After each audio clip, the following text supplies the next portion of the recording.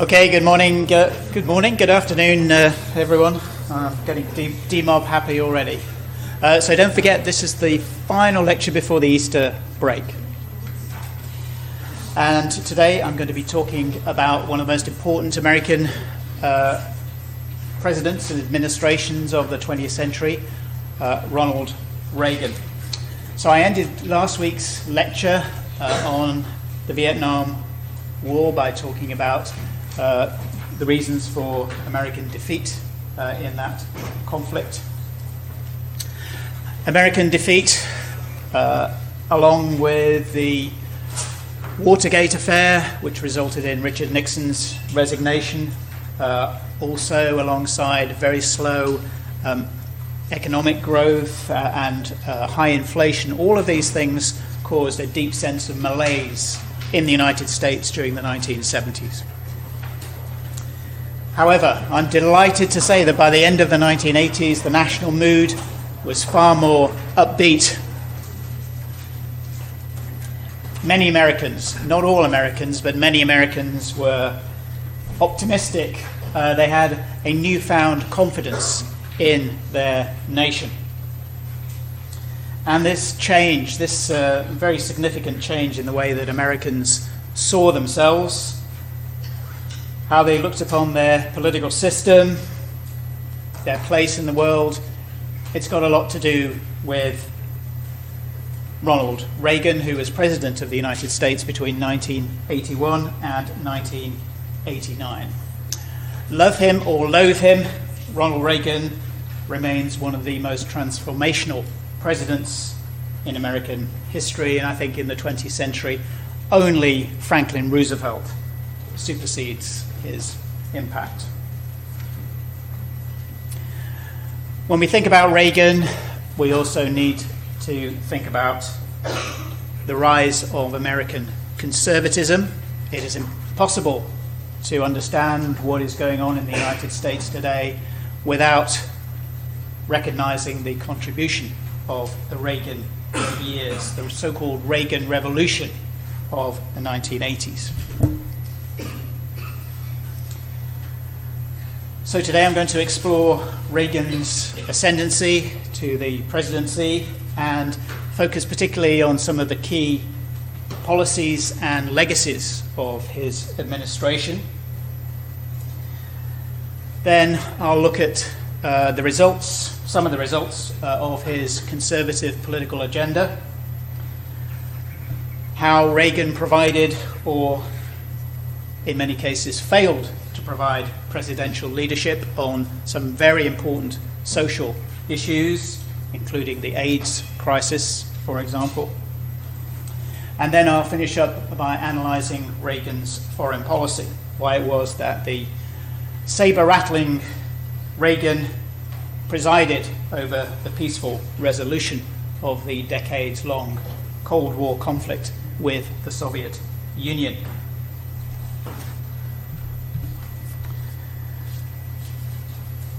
Ronald Reagan, who was a B-movie actor, Hollywood actor, was elected President of the United States in 1980. And he was elected in that year by unseating the incumbent President Jimmy Carter. And Reagan's win was actually quite narrow. Ronald Reagan came to power promising a national restoration. He said he was going to rebuild the American economy, he was going to cut taxes as well as the federal budget, he was going to trim American bureaucracy, and he was going to keep the Soviet Union in check. And in 1981, in his inaugural address, he made it clear that he intended nothing less than a break with big government liberalism. Government is the problem, said Reagan.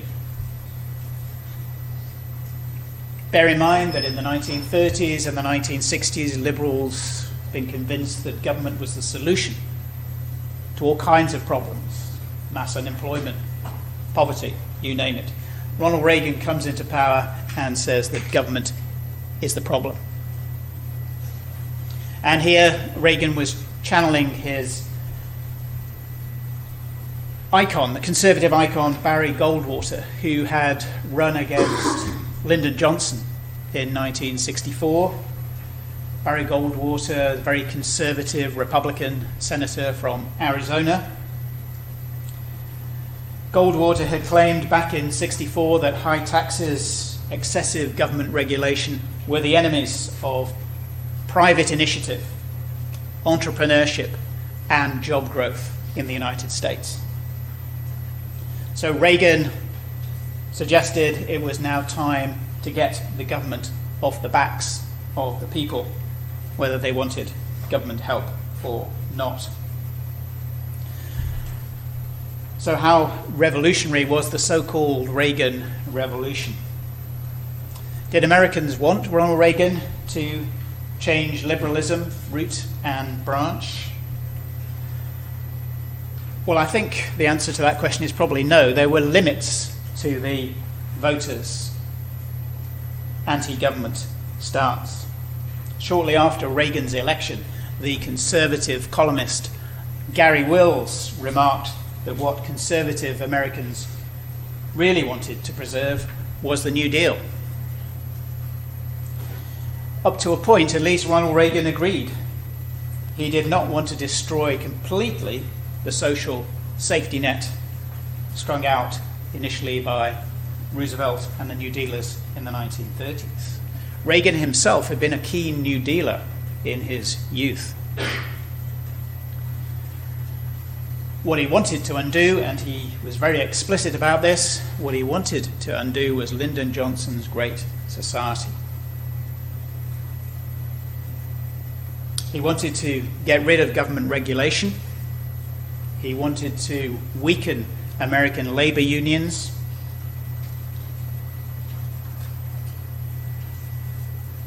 He sought to appoint conservative Supreme Court justices and, broadly speaking, to undo the liberal economic policies of Lyndon Johnson and John F. Kennedy. The economic policies of the Reagan administration, often referred to as Reaganomics, these were and remain a contentious issue. Some historians and some commentators have argued that Reaganomics led to an economic boom in the United States. Others have pointed to their problematic impact, not least high unemployment, at least during the early 1980s, and ballooning government deficits. The federal debt, the United States debt, skyrocketed under Ronald Reagan. One thing is very clear: Reaganomics represented a radical departure from earlier policies, and they are a core component of the so-called Reagan Revolution. So Reagan replaced liberal economics with an alternative economic policy and theory referred to as supply-side economics. Supply-side economics. The idea is pretty simple. The government would slash federal taxes. This would put more money into the economy. This in turn would generate new jobs and goods. This was the supply in the supply side, generation of more goods. It would produce more income all around. In turn, a more productive economy, the argument went, would produce more tax income for the government and make up for the initial tax break. Not everyone thought this would work. Ronald Reagan's vice president, George H.W. Bush, called it voodoo economics. Reagan, however, believed in his own magic, and he predicted, wrongly as it turned out, a government surplus, more tax than expenditure, for 1984. Tax cuts began in 1981, and we're talking here about the largest tax reduction in American history. So the Economic Recovery Tax Act of 1981 is designed to get the United States out of the economic slump of the 1970s. Individual income taxes were reduced right across the board by 5% during the first year, and then by 10% over the following 2 years. Top rate of tax was lowered from 70% to 50%. This is a massive tax cut to the rich in the United States. And Reagan's budget director later admitted that this had been the main point of the legislation. The conviction, at least stated conviction, was that if the rich were given a tax cut, they would provide employment for more people. Prosperity would then trickle down from the top to the bottom. Thanks to reduced taxes on capital gains, the top 1% of American earners, saw their incomes grow by 23% between 1980 and 1983. So that's great if you belong to the wealthy. Real income for the poorest 20% of Americans, however, declined by almost 3%. And the bottom half of the population paid a higher share of total taxes in 1983 than it had before Ronald Reagan. So you can see that these tax cuts forced a redistribution of wealth. But it's not a redistribution of wealth from the rich to the poor. It is from the bottom of the heap to the top. Basically, under Reagan, the income of the richest 20% of Americans rose dramatically. Those in the middle rose slightly, and those at the bottom fell. The income gap, inevitably, in the United States got wider. That income gap had narrowed by the late 1960s, in part at least as a consequence of Great Society programs.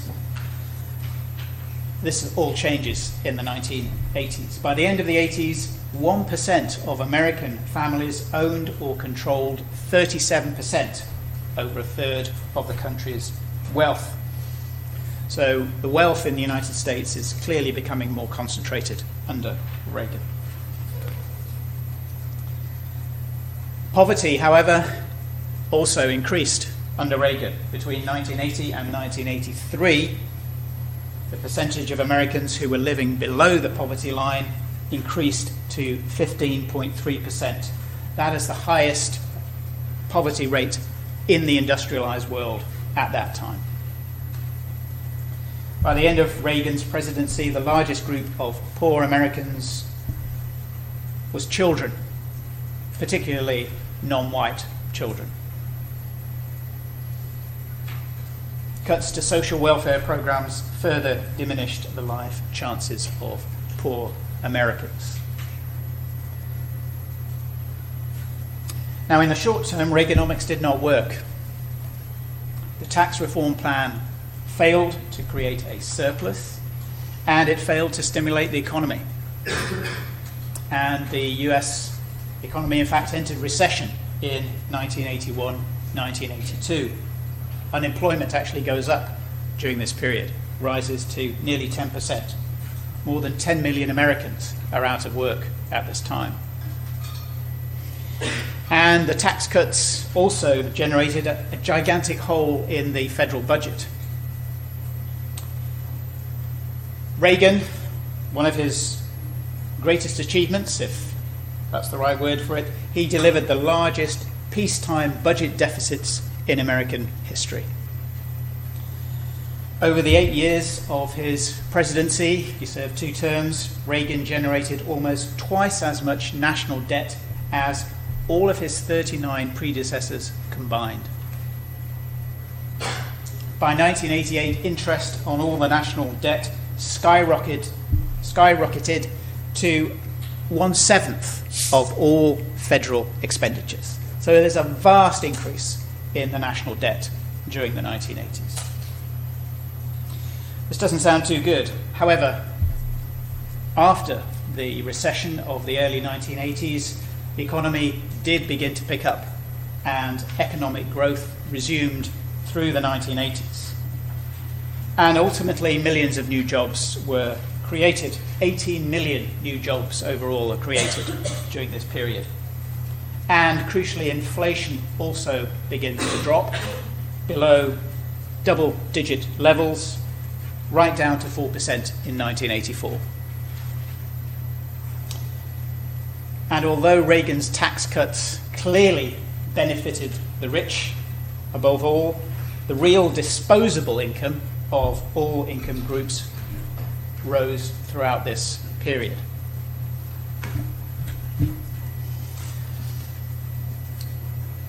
So we're looking at the 1980s, a boom, what proved to be a boom decade in the United States and in this country ultimately as well. Not surprisingly, because there were significant similarities between Thatcherism and Reaganism.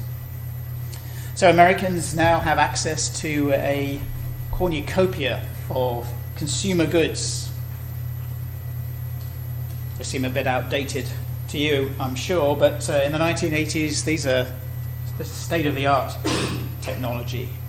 Video recorders, personal CD players, answering machines on your phones, personal computers. None of these things had existed in the 1970s. We're looking at a decade of materialism and material excess, celebrated in TV shows, popular TV shows like Dynasty and Dallas.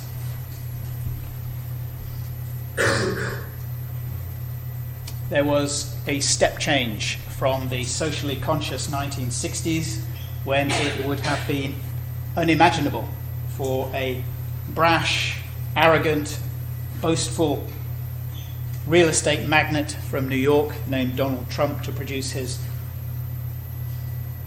autobiography, well, an autobiography which was largely written by somebody else, Trump's Art of the Deal, runaway bestseller in the 1980s. As for economic inequality, Reagan's policies certainly contributed to it, but broader structural trends also played a role. This is a moment when the United States is entering the beginnings of the information age, an age of great technological change. So skilled workers are now racing ahead of unskilled workers. Millions of blue-collar American workers left well-paid unionized jobs during this period, and they are driven to accept non-union jobs at substantially lower rates of pay. According to the government's own figures, 11.5 million workers lost their jobs because of plant closures or employment cutbacks between 1979 and 1993. And the flip side of this trend, so we're looking at deindustrialization in great swathes of the American Northeast and the Midwest in particular.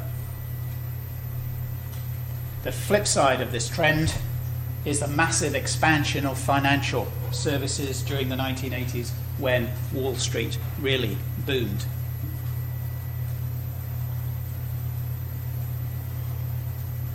And job creation in general, as I've already mentioned, does accelerate during this period.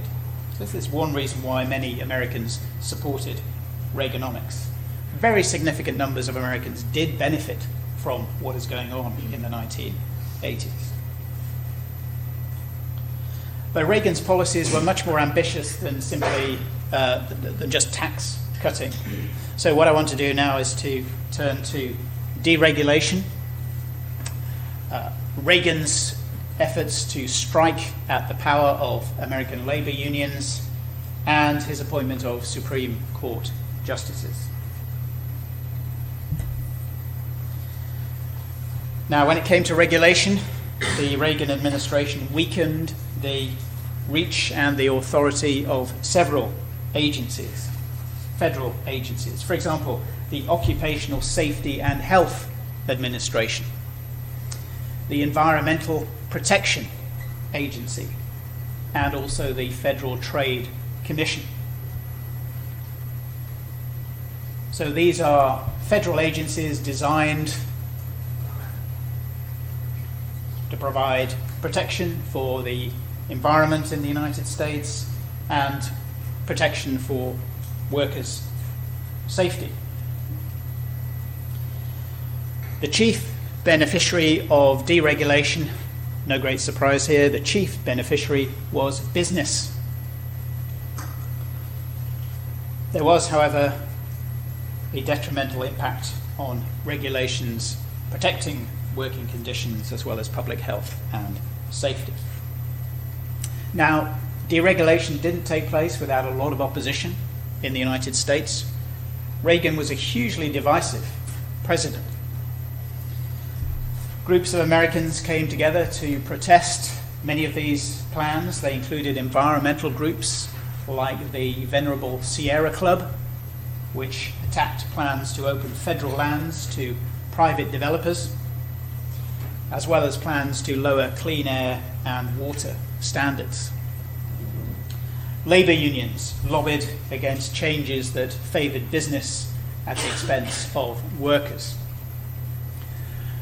All of these protests had only limited effect. And one of the reasons, certainly, why labour protests have little effect during this period is that workers lost much of their political power under Ronald Reagan. During the 1930s, 40s and 50s, American labour unions were really strong. They had real clout. Their power now begins to dwindle in the 1980s. The president took a strong union stance in one of the most notorious industrial disputes of the era. That was a dispute which involved air traffic controllers. When their union PATCO went on strike in August of 1981, Reagan threatened to fire 11,000 controllers who were all federal employees, and as a result of that, they were forbidden to strike. And when the controllers walked out anyway, the president carried out his threat, and he replaced these people with military personnel. And this action crushed the PATCO strike, with long-term implications for American workers in the private sector.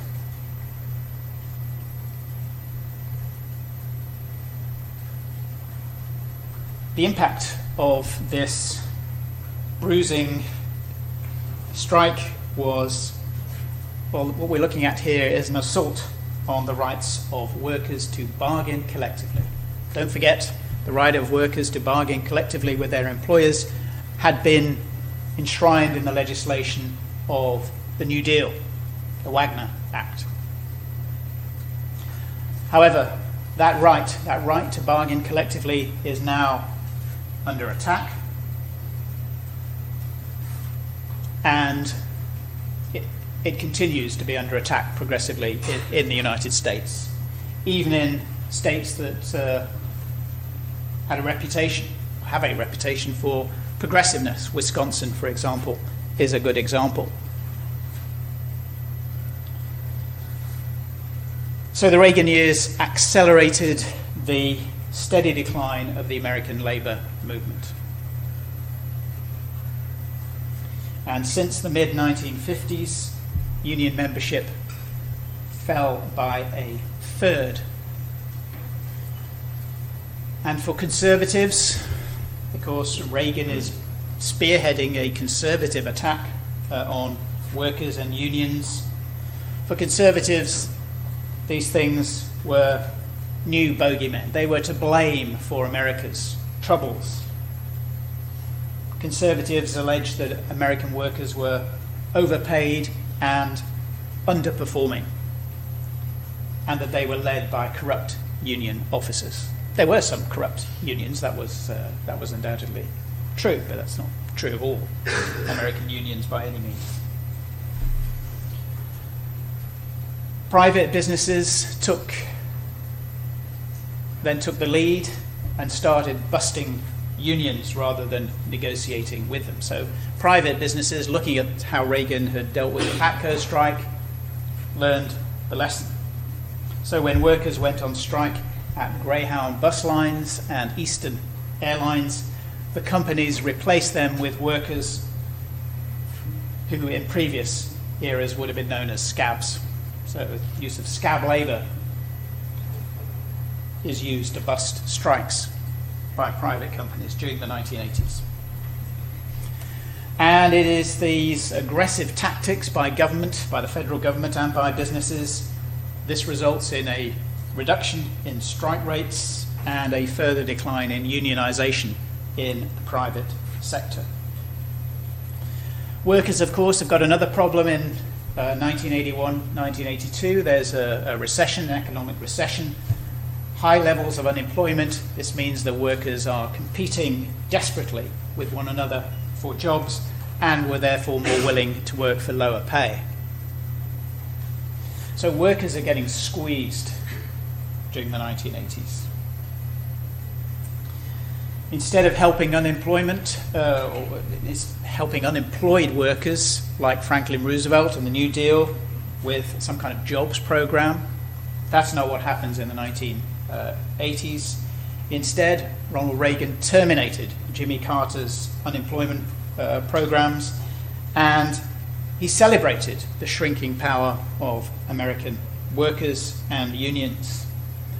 What we're looking at here in broad terms then is a bid by a conservative president to cut American liberalism down to size.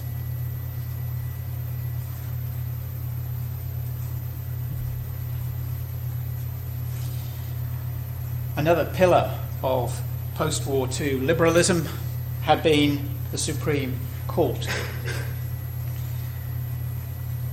Think, for example, of the Brown versus the Board of Education decision in 1954, which promoted the racial integration of public schools.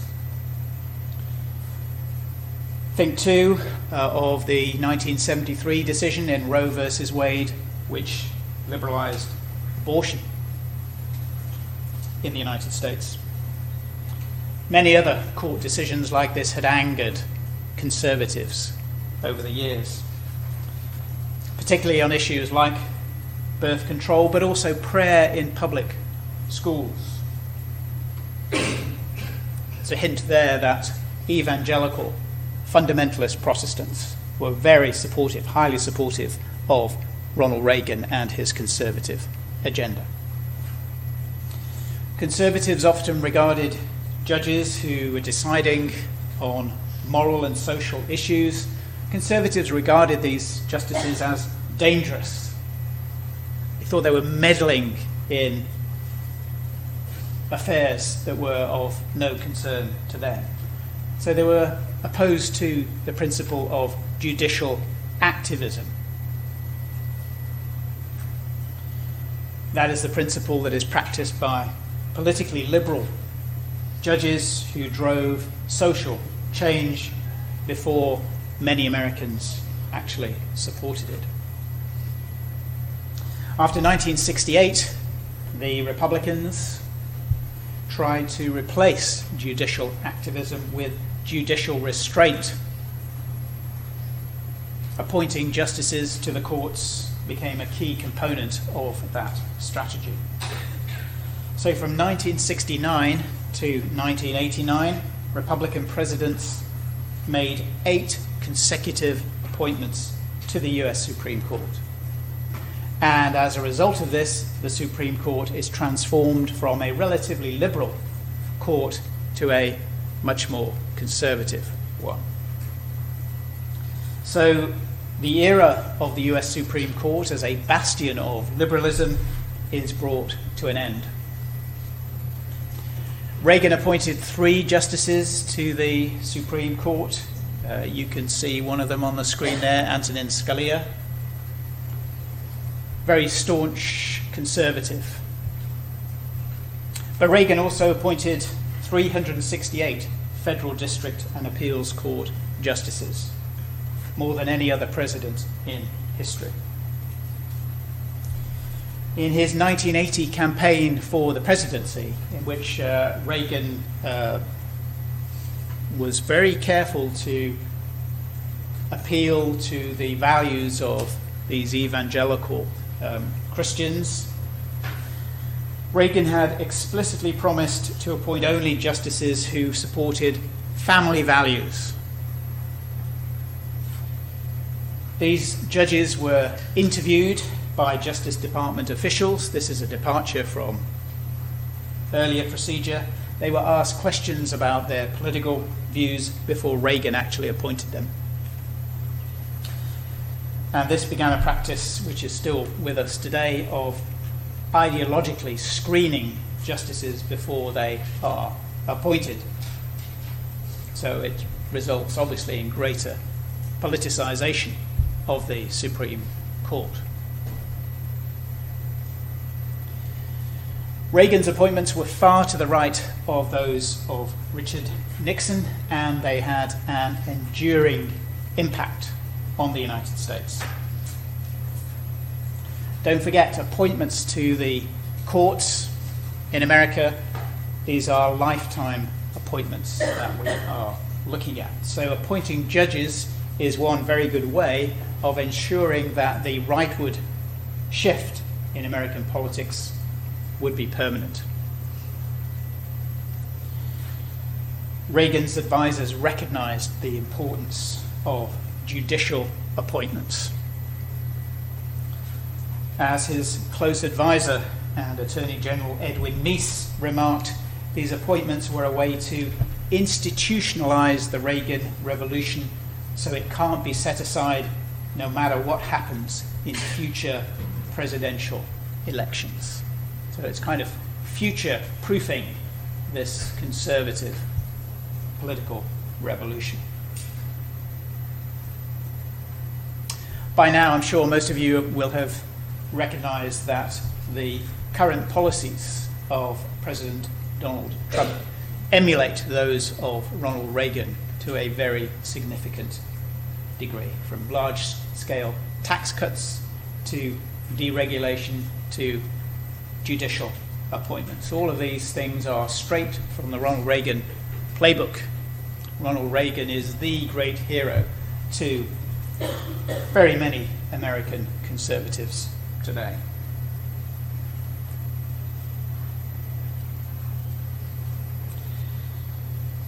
What was the impact of the Reagan Revolution on American society? Well, it's no surprise that the main beneficiaries of Reagan's policies were businesses and the wealthy. Ronald Reagan was no friend to the poor in the United States. Poor Americans saw a reduction in welfare programs, and soon the results of Reaganism were acutely visible in America's cities. Public services declined, schools fell into disrepair, homelessness increased dramatically. The homeless were camping out in parks and sidewalks, wheeling their belongings around in shopping carts. There is a significant increase in street violence and crime, which is in part fueled by a new drug epidemic, the emergence of crack cocaine. And this new powerful drug really blighted communities, poorer communities in the United States, particularly African American communities in the 1980s. These are communities that were already having to deal with high unemployment, poverty. Now they're having to deal with higher crime caused by the emergence of the crack epidemic. And the number of African American men in jail tripled under Reagan. So we're looking at the growth of black incarceration in America, which of course is one of the great scandals of the United States today. Racial inequality increased in other ways. For example, rising infant mortality rates for African Americans. Infant mortality rates for black Americans during this period were comparable to those of what used to be referred to as third world countries. The achievement gap between black and white school children, that gap had been closing since the 1960s. It now starts to widen. Reagan was no friend of African Americans, and not surprisingly, black leaders in the 1980s were mostly critical of him. They accused him of neglecting issues that affected inner city black Americans disproportionately, and they also accused him of supporting racist governments abroad, like apartheid South Africa. Women's rights activists are also under attack during this era. It's an era when there is a very significant backlash against some of the hard-won victories of the 1960s and 1970s. We should not forget that in the United States there are very large numbers of conservative women who disapproved and were appalled by many of the gains of the women's movement. The late 1980s saw the radicalization of the anti-abortion movement. The anti-abortion movement now becomes much more confrontational in its protests, and in some cases it actually begins to turn violent. 1982, for example, a member of a radical anti-abortion group named the Army of God kidnapped an Illinois abortion clinic owner and his wife and held them hostage for 8 days. And by the mid-1980s, 85% of abortion providers in the United States reported that they had experienced at least one form of harassment, such as clinic blockades, the jamming of telephone lines, the actual invasion of their facility, and even bomb threats. So abortion is a key issue for conservatives during the 1980s, conservative women and men. Now, here is one of perhaps the great scandal of the Reagan years. That is Reagan's response to the AIDS crisis. Now, for Ronald Reagan, social issues were not a priority. He was more concerned with the economy and foreign policy.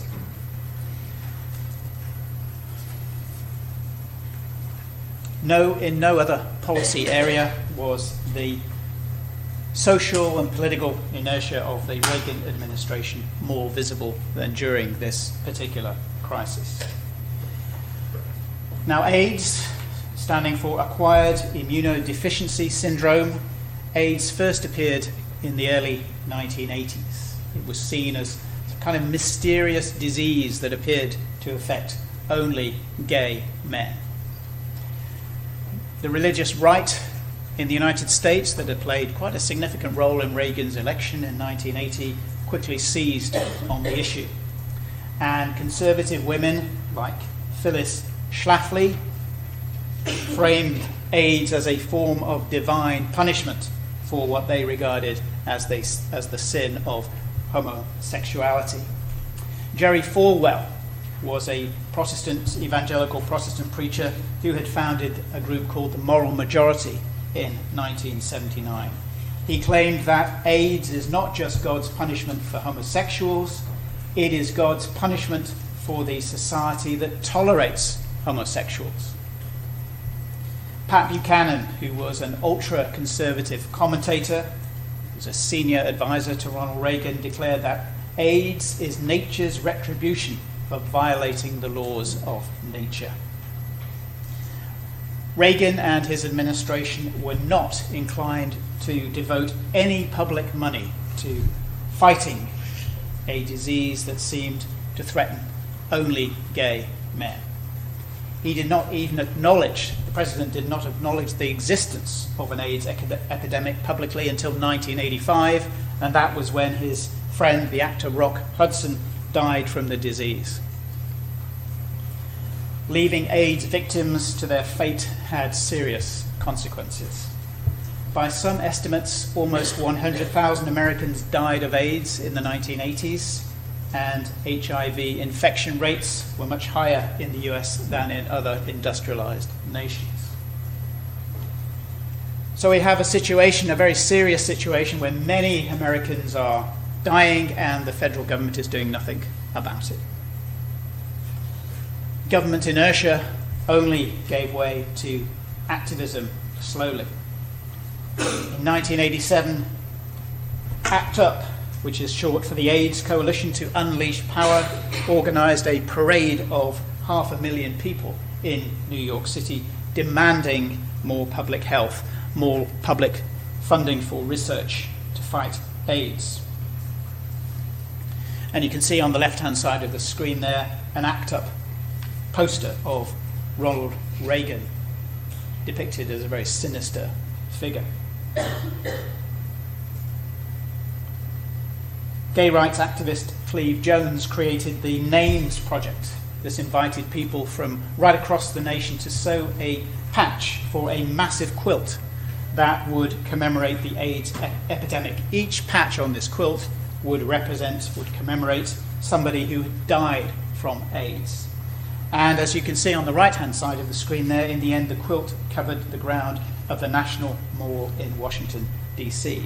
It turned faceless individuals, faceless victims of AIDS, into real people. And yet Ronald Reagan's leadership on this key issue was virtually non-existent. Faced with mounting pressure, he eventually declared AIDS to be the nation's #1 health threat, but at the same time he refused to advocate the use of condoms.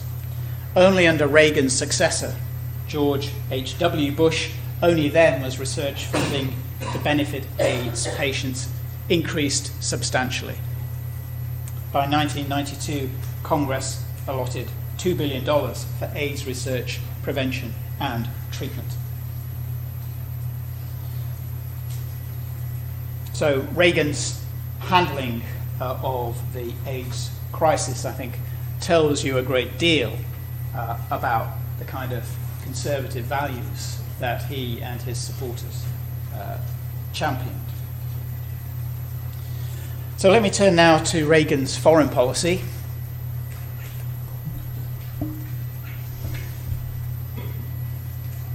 When Reagan was cutting domestic spending, welfare for the poor, for example, well, he did not dream of cutting defense spending at the same time.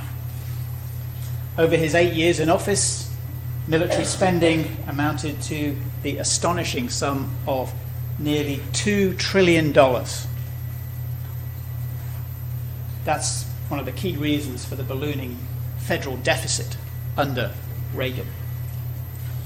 And a major part of Reagan's foreign policy was the escalation of the conflict with the Soviet Union.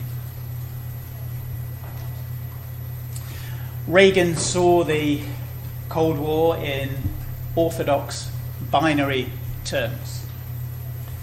As far as he was concerned, it was a battle between his beloved America, the shining city on a hill, as he saw it, a battle which the United States, leader of the free world, was fighting against what he called an evil empire. Those were his words for the Soviet Union.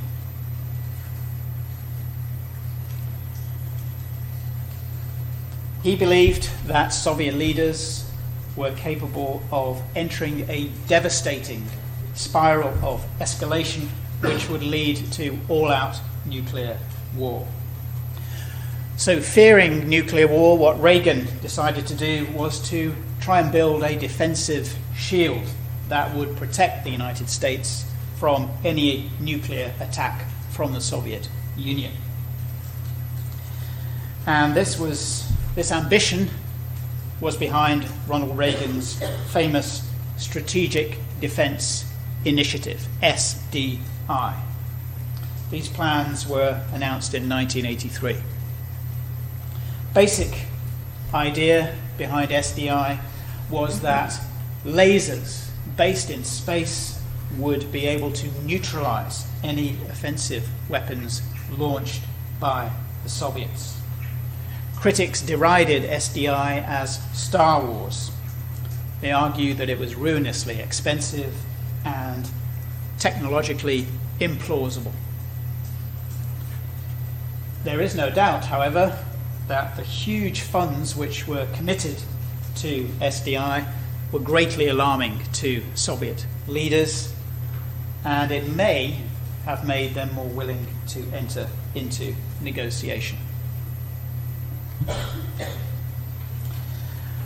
Now, conservatives in the United States today believe that Ronald Reagan ended the Cold War almost single-handedly, and they believe that he did this by overspending the Soviet Union in a superpower arms race, and thereby brought about the collapse of the Soviet economic system, forcing the Soviets to the negotiating table. There is no doubt that in his second term, Reagan did cooperate quite skillfully with the Soviet leadership, and he did sign an important arms limitation agreement, that is the Intermediate Range Nuclear Forces Treaty in 1987. Can we credit Ronald Reagan for single-handedly ending the Cold War? I think the answer is probably no. A fuller explanation will require an emphasis also on the sclerotic condition of the Soviet system, on the Soviet economy.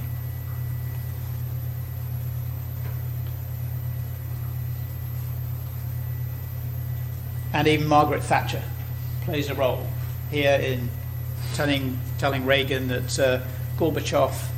President Gorbachev of the Soviet Union is someone that they can do business with. Nobody would have predicted at the beginning of Reagan's presidency that the Cold War would be over by 1989. So this is quite a remarkable event that we are looking at here. The end of the Cold War and the collapse of the Soviet Union. Quick conclusion. Reagan's legacy is obviously a contested one, and often a bitterly contested one. To critics, Ronald Reagan is the president who rolled back the great liberal gains of the 1960s. To his conservative admirers, however, he is the president who led the United States out of the deep malaise of the 1970s, and he is the president who made America great again. Here's another reason why Donald Trump looks back so fondly at the Reagan presidency. Reagan profited from and he pushed further a deep realignment in American politics. And this conservative realignment linked liberal social policies to a range of social and cultural upheavals which millions of Americans were unhappy with. Under conservative control, the Republican Party successfully forged a new electoral coalition. And it's a conservative coalition that includes business, hard-working middle Americans, and of course, very importantly, concerned Christians, many of them evangelical and fundamentalist Protestants. That coalition is still in existence today as continuing debates over abortion, over gay marriage, social spending. Well, all of these debates clearly show that.